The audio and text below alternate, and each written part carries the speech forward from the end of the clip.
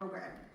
But now, having said all of that, I'd like to kick off by introducing someone who's fairly new to this particular ecosystem, but extremely familiar with innovation and this region. Photon Delta's new CEO, Eelco Brinkhoff.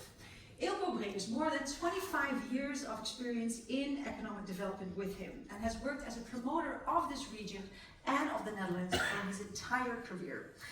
He spent 24 years at the Brabant Development Agency, BOM, where he served as the Managing Director Internationalization and also as a member of the management team during the last 7 years.